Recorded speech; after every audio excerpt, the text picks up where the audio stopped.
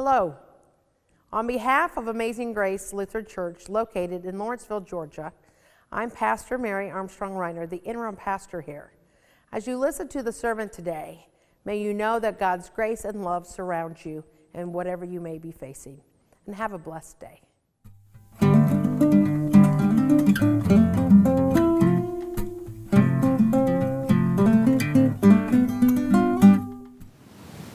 And that's what Christmas is all about, Charlie Brown.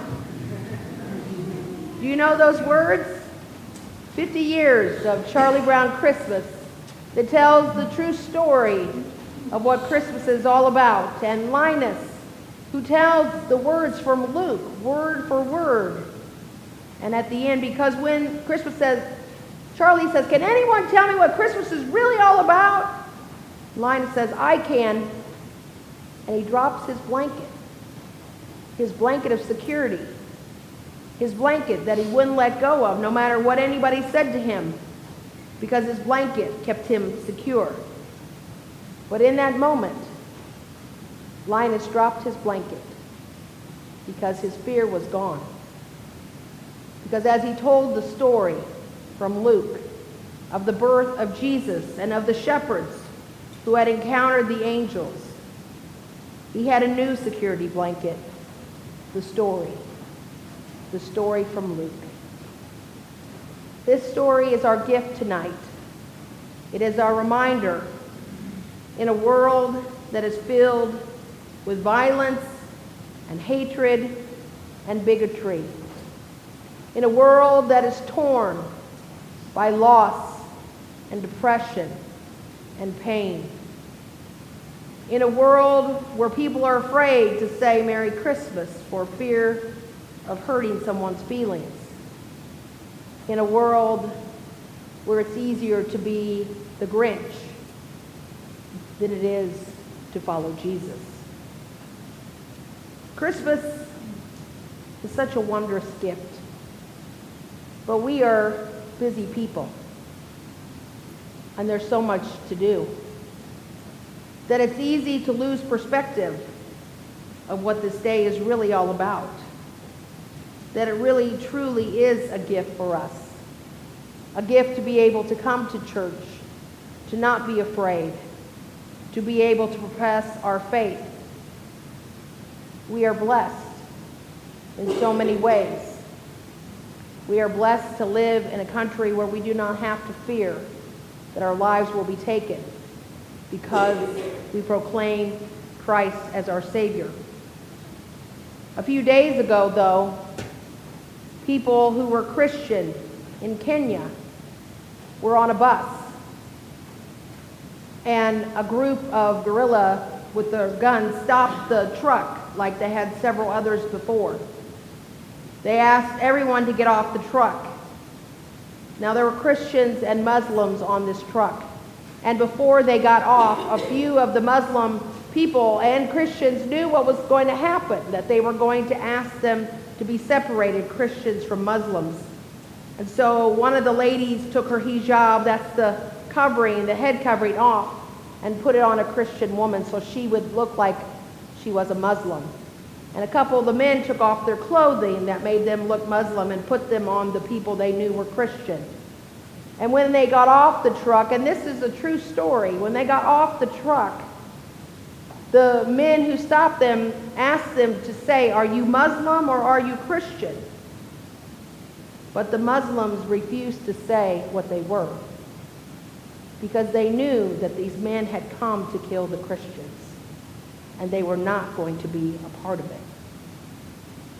So they frustrated them so much that they couldn't figure out who was Christian and who was Muslim, that they eventually left them alone and said they would be back, because one of the ladies had lied and said that the police escort was coming behind them, and when they heard the sound of what they thought was a siren, they quickly ran away. And the Muslims saved their Christian friends, because they said, "We are more than just our religion. We are all one people. We are all part of a great country. And it's not right for anyone to kill you because of your faith. Usually the stories I tell are the other way, where a Christian has saved someone else of another faith, but I think it's an important story to tell tonight as a reminder to us that God's gift is not just for you and I in this place, but it is for the world. And that Jesus came because God so loved the world that he came to bring the light of the world to everyone. And this story for me is a reminder that we should be humbled, that others would give their life to save a stranger or a friend on a truck because they knew it wasn't right to kill someone because of their religion. So we need to be reminded that we are blessed to live in a country where we do not have to fear for our lives because we come to worship on this Christmas night. Christmas is a gift. It's more than the wonderful, happy holiday songs we sing and the bright advertisements on TV and the buy, buy, buy in the stores. And I have to profess I had to go to Target today because I realized that I didn't have very much for my one son. So I ran in and grabbed a few things I knew what he liked. And I got in the line and everybody, it was a line. And there was hardly any toys left anywhere. And the place, everybody was just trying to get their stuff and get out the door. But everyone was happy because they knew what was in store.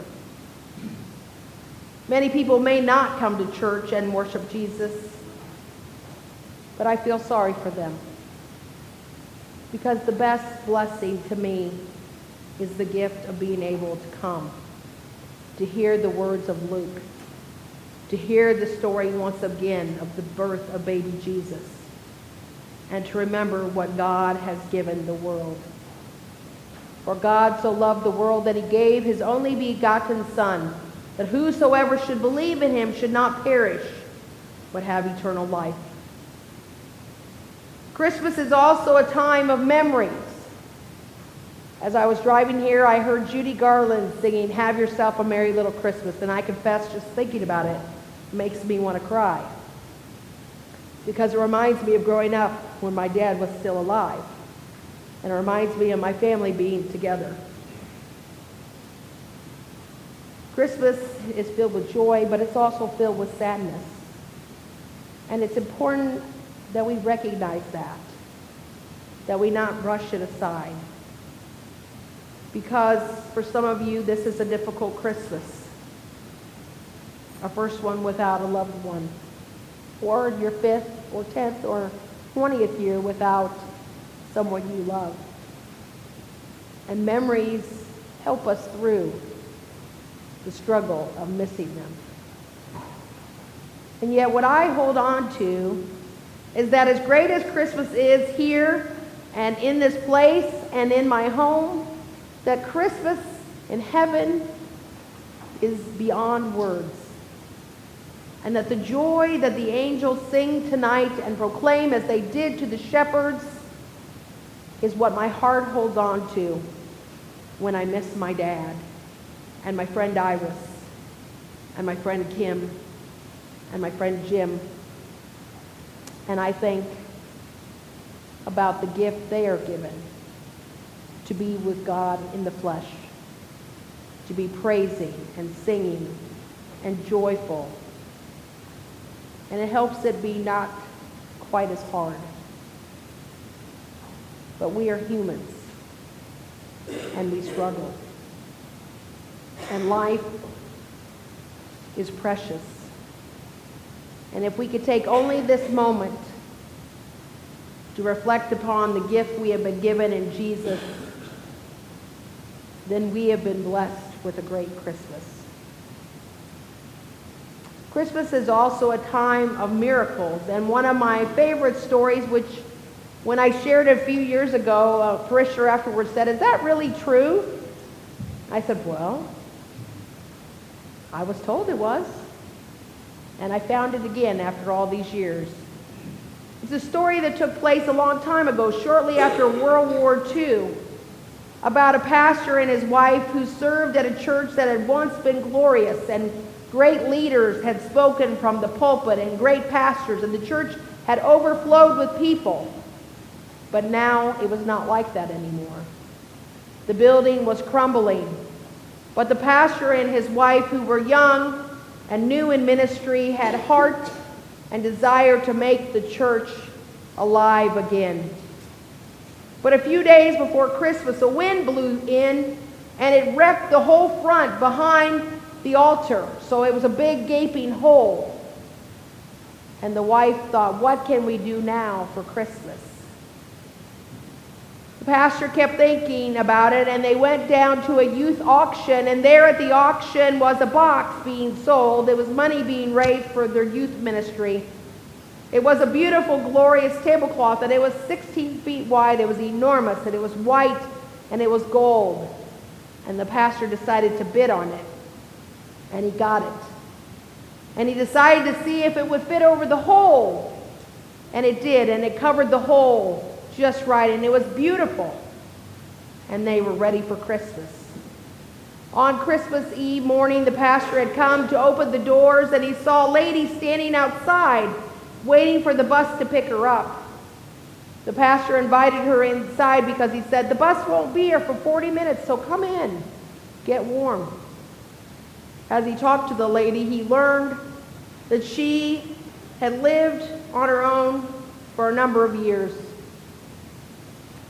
As she was talking to the pastor, she looked up, and she saw the cloth on the wall, and her breath was taken away. And she said, that is my tablecloth. I would know it anywhere. The pastor was startled, and he said, what do you mean? So she told him the story that she and her husband had been caught in one of the countries that was being ravaged during World War II, and that her husband had sent her off and said he would join her later. So he sent her to safety to another country. But sadly, she said, he never made it. And she had no idea if he was alive or dead. She had spent many years without him at this point, and she said, but that tablecloth, he bought it for me. And I only put it on the table on special occasions. It's one of a kind. It has to be my tablecloth. They continued to talk, and he asked her why she was there, and she said she had gone to interview to be the governess for a wealthy family in the community, but she had not gotten the job, and she was waiting for the bus to take her home on this Christmas Eve. After she left, the pastor thought about her, and then he got busy with getting ready for Christmas Eve services. And after the service that night, a gentleman came up to him and said, that cloth on the wall, that's my wife's tablecloth. Where did you get it? So he told him the story of the sale. And then he told him that he had met his wife that day, that she had been there not a few hours before, and she wondered if he was still alive. He said, can you take me to her? Well, the pastor remembered who the family was that she had interviewed with, so they got into the car. They found the family, and the next morning, he reunited the husband with the wife, all because of tablecloth, a beautiful one at that was put behind the altar. The pastor realized that even though the church was shabby and not in its glory like it used to be, the tablecloth had brought a miracle on Christmas night. It had reunited a husband and a wife who thought they would never see each other again, who thought they were lost to each other forever. But because of that cloth hanging in the church behind the wall of the altar, a husband and a wife were reunited once again on this earth. And as far as I know, the story is true. You see, Christmas is a night of a gift, the gift of Jesus. It is also a night of miracles, where there are mothers waiting for their babies to be born tonight, and there are families gathered with their loved ones as they breathe their last tonight. There are families who will gather together at a table who maybe have not been together for years. And I pray that in the brokenness of our lives, that maybe we might know a Christmas miracle or two ourselves. A reuniting of family and friends, a forgiving of one another, just as God has forgiven us. He has forgiven us because he gave us Jesus. And this is the best miracle of the night. Because even though we don't all have perfect Christmases, and we may have squabbles and arguments, and we may burn the turkey or forget to put the Jell-O out, or lose the present under the tree, or not get what we really wanted, really what we want, if we think about it, is not what's under the tree, but it's what's in the stable. It's the gift of Jesus. And that's what Christmas is all about, Charlie Brown. And that's what Christmas is all about for you and me. And so I pray tonight that the gift that comes to us in Jesus may fill you with his light, may restore you in the places where you need healing, may give you the power to forgive that which has been unforgivable, may help you see more closely and clearly the gift of your life and your family and your friends and your church. Merry Christmas, everyone. And thanks be to God for the gift of Jesus. Amen.